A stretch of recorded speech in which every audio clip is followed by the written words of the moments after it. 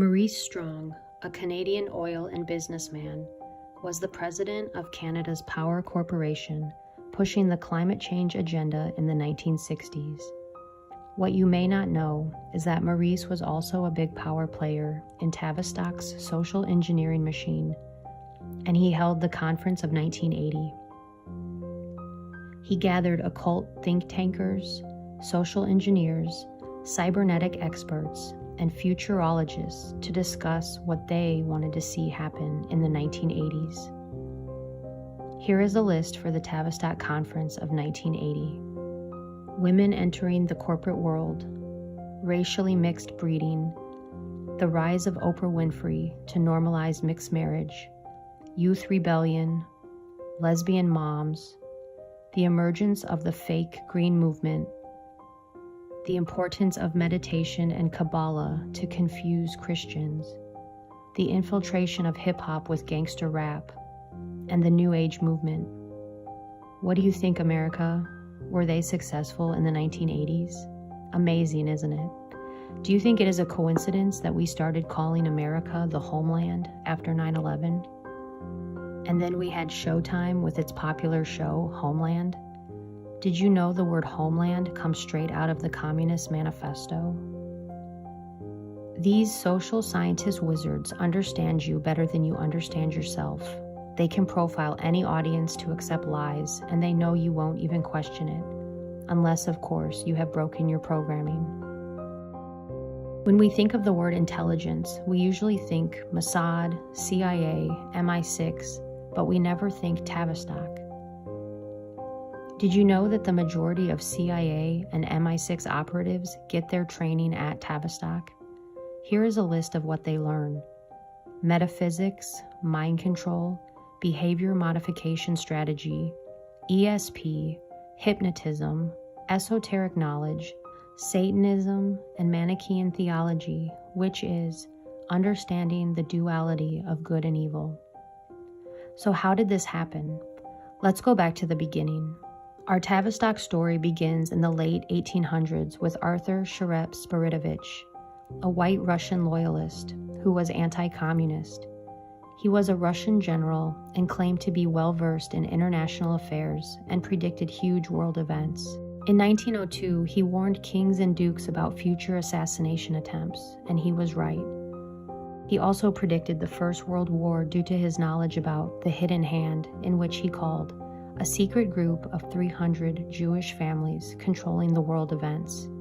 Spiridovich emigrated to New York and wrote the book Secret World Government. He was found dead in his hotel room in 1926 at the age of 59 from suicide. So who was this secret group of Jews? Spiridovich was talking about the Committee of 300. Walter Rathenau, a German politician, once said, 300 men, all of whom know one another, guide the economic destinies of the continent and seek their successors from within their own environment. Dr. John Coleman was a British intelligence officer who gained access to a private British museum in London.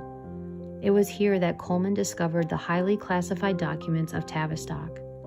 It angered him so much he spent 5 years reading and deciphering them, and wrote the book, The Tavistock Institution of Human Relations. Tavistock was secretly started in 1913 and was funded by the British monarchy, the Milner Group, the Rockefellers, and the Rothschilds. Tavistock's first purpose was to create propaganda to start a war between Britain and Germany. The motivation behind the war was inspired by Germany's rapid progress on surpassing Britain with economic power. Tavistock's second purpose was to infiltrate America by establishing a centralized bank, removing the gold standard, and the degradation of women and religion. This group's mission was to establish a complete breakdown of America's values, to enslave us. To jumpstart the program, they hired Edward Bernays. Bernays was the nephew of Sigmund Freud and was the father of public relations. He wrote 3 books: Crystallizing Public Opinion, Propaganda, and The Engineering of Consent. Bernays believed people were so irrational, and he believed so strongly in crowd psychology, that he could convince masses of people to do almost anything. Edward Bernays was a Tavistock coach and advisor to President Woodrow Wilson. Wilson ran and won the presidency on the promise that he would keep America out of war. But with the infiltration of Bernays, he persuaded Congress to declare war on Germany and started the First World War. And on December 23, 1913, while all Americans were getting ready to celebrate Christmas, Woodrow Wilson signed the Federal Reserve Act, a law that created the Federal Reserve System, the central banking system of the United States. This led to effectively abolishing the gold standard. It was now 1933, and Tavistock's mission was already 50% complete. The Central Bank of America was responsible for the Great Depression and the global financial crisis of 2007. The Federal Reserve violates constitutional law because their policymakers are handpicked by people behind the Federal Reserve. Their meetings are secret, and there is no transparency to what they are doing. In 1932, an outspoken critic of the Fed, Louis T. McFadden, said, "We have in this country one of the most corrupt institutions the world has ever known. I refer to the Federal Reserve Board and Bank. This evil institution has impoverished and ruined the people of the United States through its corrupt practices of the money vultures who control it." After the wars and the establishment of the central bank, America started to see moral decline through what historians call the New Morality, or otherwise known as the birth of liberalism. It was President Ronald Reagan that once said, "If fascism ever came to America, it will come in the name of liberalism." In the 20s, known as the Decade of Decadence, we saw the emergence of the flapper. Women were now cursing, smoking, drinking, wearing revealing clothing, and the term loose entered into the zeitgeist. This was a cause and effect directly from advertising and Tavistock music, which was pushed from these think tanks.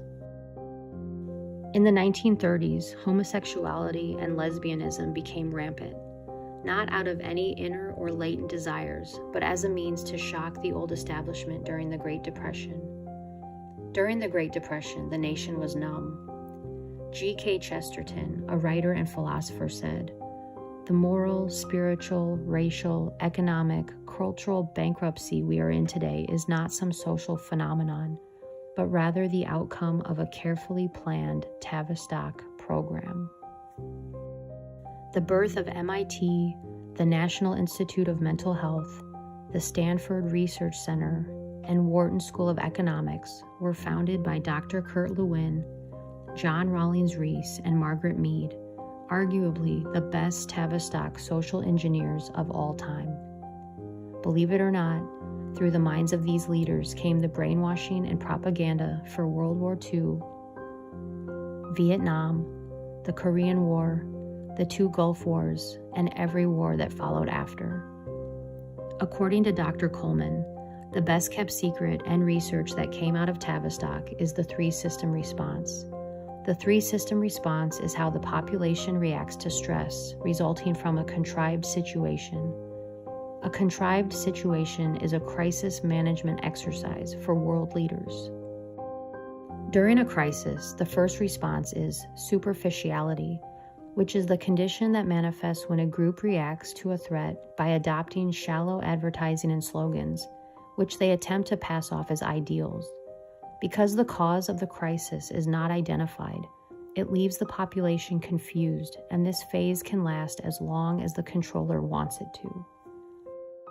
The second phase is called fragmentation, in which panic strikes and social cohesion falls apart.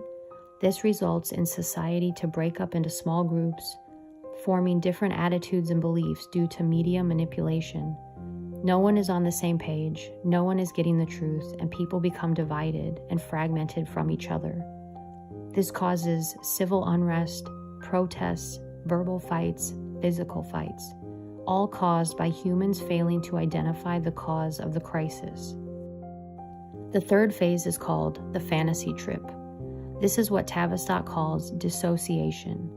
In this last phase of the PSYOP, People have been so traumatized from the false flag event that they block it out or lose interest and all hope in humanity. This dissociation causes people to allow their liberties to get taken away, which ushers in communist legislation without a fight. Julius Caesar once said, "Divide and conquer." The powers that be have been using contrived situations and false flag events to shock and traumatize the world since the beginning of time.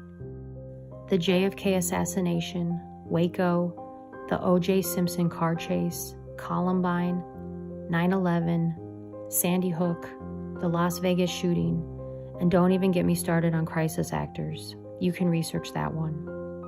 Do you think all of these shootings at schools and post offices, churches, concerts, and shopping malls were all just coincidence? According to Dr. Coleman, they were carried out by mind-controlled subjects who were carefully profiled, sought after, and put on dangerous mood-altering drugs like Ritalin, and controlled by DARPA computer programmers. Remember the national story about Molly Tibbetts, the jogger who disappeared for a month and was found dead in a cornfield from Iowa? At first, her alleged killer said he heard voices in his head, and the media had a heyday with him saying that. Now you cannot find that anywhere on the internet. Did you know Molly Tibbetts' dad was an architect for the Clinton Foundation? He actually designed the orphanages in Haiti. Also, do a quick internet search of killers who hear voices, and it is astonishing. I also recommend the book Programmed to Kill by David McGowan. When I think about what has happened to women in America, it is easy to see how it has been done in hindsight. From the flappers to pornography, we can see that Tavistock is really good at what they do. Remember 50 Shades of Grey? This was another mind control experiment that you could do in your own bedroom. The pain and fear that comes with sadomasochistic sex causes the brain to flow the blood away from its executive decision-making areas, the frontal cortex, which results in an altered state of consciousness in both the giver and the receiver, like doing cocaine. Do you ever wonder why certain books or movies get propped up? This always raises a red flag for me. Herbert Hoover was the 31st president of the United States. He was a Republican and was reluctant to become involved with the Federal Reserve. He believed in strengthening American business and believed that individual reliance on banks would weaken the economy. There is speculation from Coleman that his reluctance caused the stock market crash of 1929, which led America into the Great Depression, as a punishment to him and the American people. Sounds like history definitely repeats itself. Tavistock engineered the Cuban Missile Crisis as an attempt to sell the FEMA program to JFK. It was another rejection by a president, and Kennedy died that same year. Tavistock immediately signed a contract with NASA to ramp up public opinion on space. Ronald Reagan was another president who was reluctant to fall in line and had an assassination attempt on him. During Reagan's presidency, the Committee of 300 had a secret meeting to make sure that after this presidency, they remained in control with their candidates of their choice. So who was next? George Herbert Walker Bush. He was the former director of the CIA and vice president to Reagan. He was a member of Skull and Bones and was married to Barbara Bush, who keeps fetuses in jars in her home, and who is allegedly Aleister Crowley's daughter by a striking resemblance.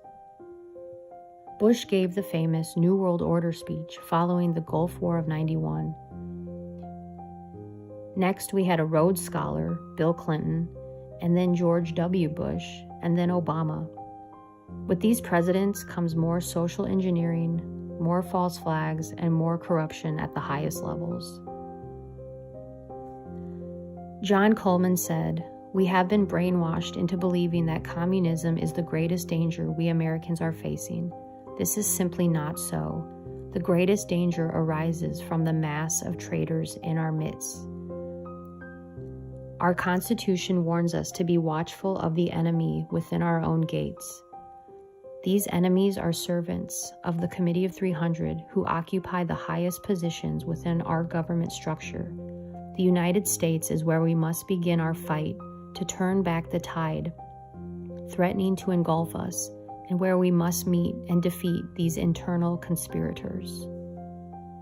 Trump campaigned hard, and one of his messages was, "Drain the swamp." This is exactly what he was talking about. He wants to remove the evil from within the government. Out of all the presidents, Trump has been the most difficult for Tavistock. He was discussed in a couple of Tavistock journals written by James McKay, the director for Tavistock Coaching.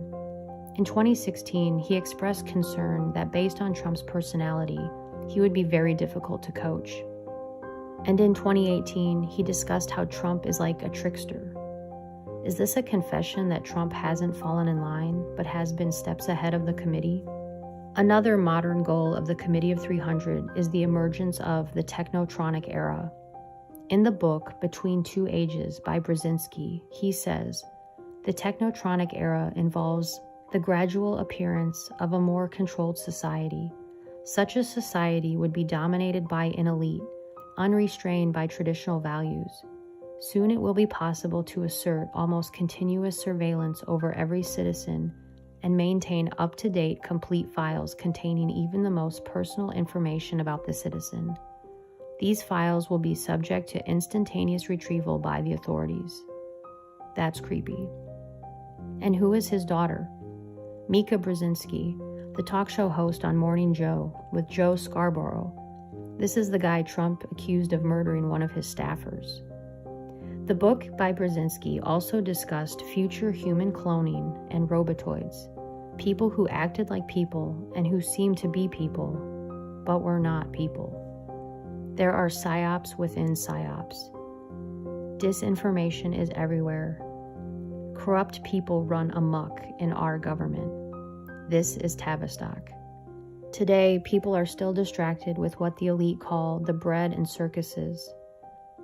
Baseball, football, endless Hollywood, and Social Security. Nothing has changed. The program is so good. If you were trying to explain this to somebody, they would think you are crazy. That is how good the programming is. Because after all, if you don't program your mind, someone will program it for you.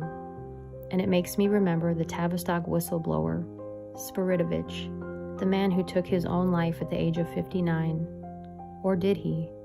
Did he know too much? In 2020, looking back, it seems to me that he knew a lot. I will leave you with that to do your own critical thinking. Until then, stay safe out there and don't stop questioning the world around you.